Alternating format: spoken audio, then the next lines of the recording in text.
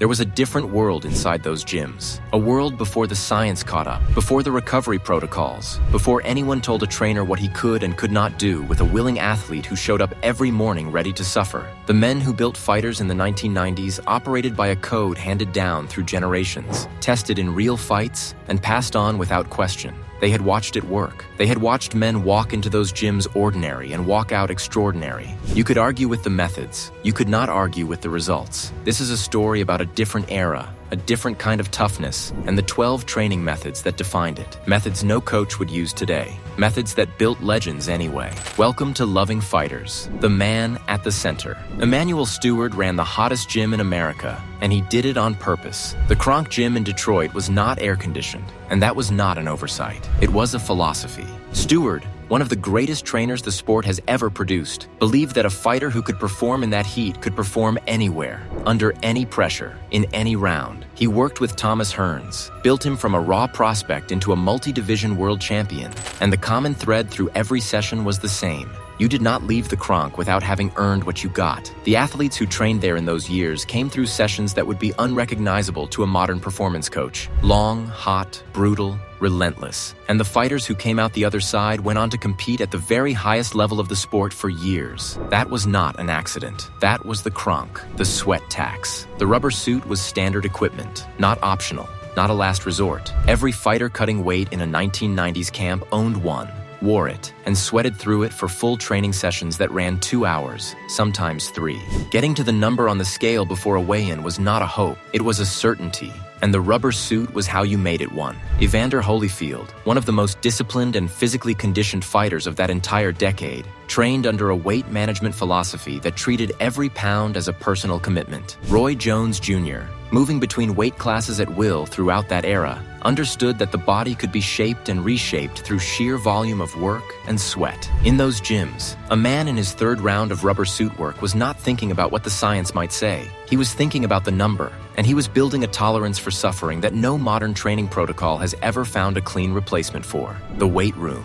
No baseline, no screening, no gradual introduction to load. You walked into the weight room. You picked up the weight, and you found out what you were made of. That was the entire assessment. Teenagers trained alongside veterans, and the bar did not change for anyone. James Toney built his physical foundation this way, developing a body that could absorb punishment and keep pressing forward because it had been forged under loads most fighters would have considered excessive. Felix Trinidad did the same, developing the rotational power that made his left hook one of the most dangerous weapons of the decade, through a weight training approach that prioritized maximum output over careful progression. What came out of that system was a generation of fighters who were extraordinarily durable, because they had been exposed to maximum demand from early in their development. In the ring, it looked like something close to indestructible, the gauntlet. You were not introduced to the camp slowly. You were placed in the center of the room and you proved yourself immediately. The gauntlet put a new fighter against a rotating sequence of experienced training partners with no rest between rounds. Fresh men rotating in while you stayed in.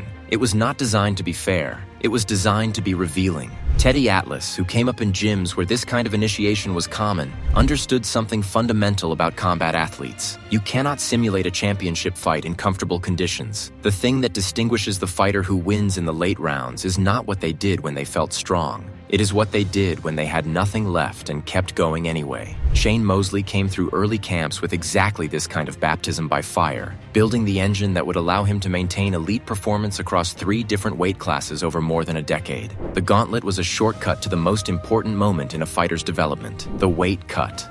Every fighter in a weight class sport in the 1990s had a weight cut story, and none of them were comfortable. Rubber suits combined with full sparring sessions, saunas at maximum heat, every available tool used at maximum intensity to reach the number on the scale by the morning of the weigh-in. Oscar De La Hoya, one of the most physically gifted fighters of that decade, competed at weights that required real sacrifice to reach and defended his championship through the fatigue that sacrifice produced. Julio Cesar Chavez fought his entire legendary career through weight management demands that would be handled very differently today. The weight cut was not separate from the preparation. It was part of it. Another test, another proof that the man who wanted to compete had paid the full price before he ever walked to the ring. The injury rule. There was no injury rule.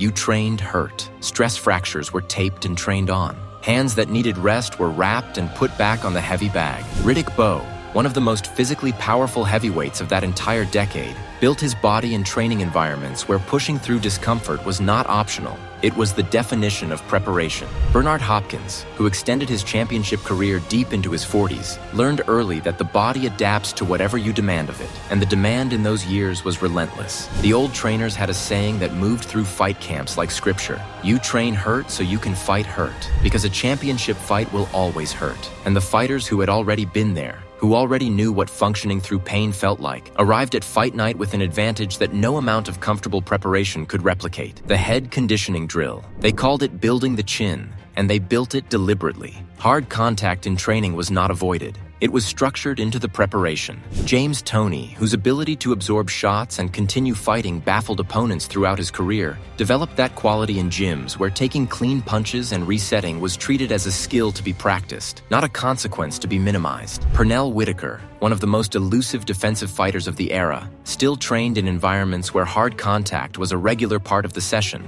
because the sport demanded familiarity with impact. The trainers who built their camps around this approach believed they were developing something specific and irreplaceable, a nervous system that had already learned how to reset. The sport has evolved its understanding of head contact since then, and training has changed accordingly. What the fighters who came through those camps developed, that composure under fire, that refusal to be rattled, remained one of the most admired qualities in the sport. The sleep protocol. There was no sleep protocol. Peak camp meant maximum output, and maximum output meant training until the body gave out and then waking up early enough to do it again. Lennox Lewis, one of the most physically complete heavyweights of his era, trained under camp schedules during his championship years that prioritized session volume over recovery time in ways that modern sports science would approach very differently. 4 hours of sleep during the heaviest weeks of preparation was not uncommon. Evander Holyfield trained at a pace and duration through the 1990s that his support team managed around effort, not rest. The trainers running those camps were not indifferent to recovery.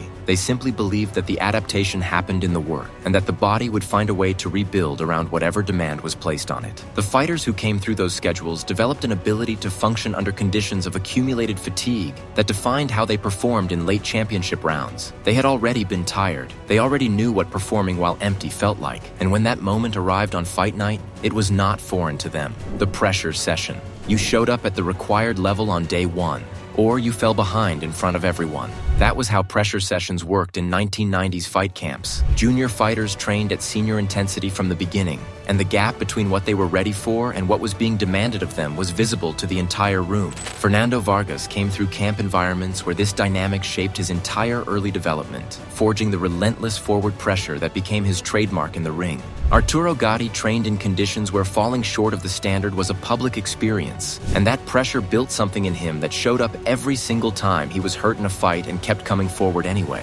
What those floors produced was a generation of fighters who did not view adversity and competition as unusual. They had already been there, in front of an audience, with no way out but through. The altitude camp. Altitude was a weapon, and the 1990s used it without hesitation. Fighters were taken to elevation and trained through the adjustment period rather than waiting for it to pass. Bernard Hopkins, whose preparation for fights was as meticulous and demanding as any fighter of that era, used altitude as one of several environmental stressors in a camp philosophy built entirely around arriving on fight night already hardened. Julio Cesar Chavez trained at altitude throughout his career in conditions that pushed the body's oxygen delivery systems to their limit and built a cardiovascular engine that allowed him to maintain his pace and power deep into fights that would have emptied most fighters entirely. The lung capacity and endurance that altitude training produced in those years showed up exactly when it was supposed to, in the final rounds, when it mattered most. The camp healer. Every fight camp had one, and he was as important as the trainer,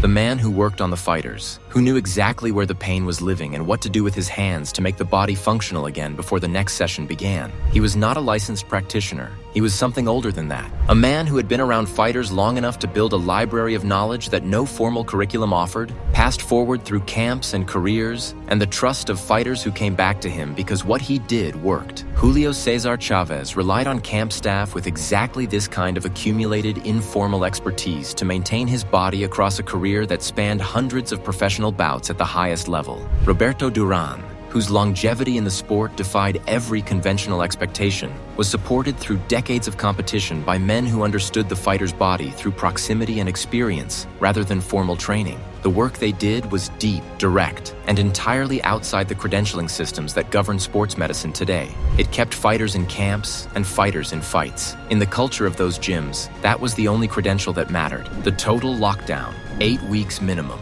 sometimes 12. No family, no outside world, no perspective that did not originate inside the four walls of the camp. Marvin Hagler called his Provincetown preparation jail and meant it as the highest compliment he could give a place. Gennady Golovkin, carrying that same old-school DNA into the modern era, lived at his Big Bear training facility for 10 months out of every 12, building a camp culture that looked more like the 1990s than the present day. The fighters who chose total lockdown were making the clearest possible statement about priorities. Everything outside those walls could wait. Everything inside them was the fight. They were consumed by it. And in a sport where the man across the ring from you is preparing with everything he has, being more consumed than him was the only edge that could not be taken away. They did not just prepare for fights. They became people who were always prepared. The lesson: here is what the 1990s teaches us. Toughness is not a gift. It is a construction. It is built through exposure to hard things, repeated over time, until hard things become the standard. The men who trained in those gyms, who ran through those camps, who came out the other side and won championships and defended titles, and became the names we are still talking about today,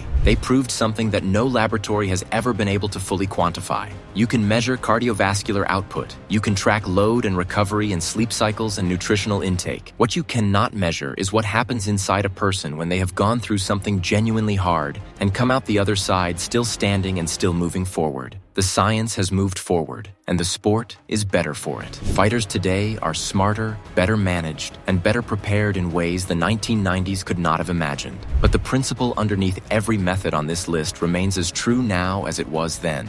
You do not find out what you are made of in comfortable conditions. You find out in the moments when everything in you wants to stop and you choose not to stop. Whether you are a fighter, an athlete, or just someone chasing something that matters to you, that moment is coming. It comes for everyone. The only question is whether you have built yourself to meet it. The men in those gyms were building themselves for it every single day, in rooms that nobody watched, through work that nobody was celebrating and nobody was filming. That is why, decades later, we still say their names. Let me know in the comments what you think about this. Thank you for watching. Loving Fighters.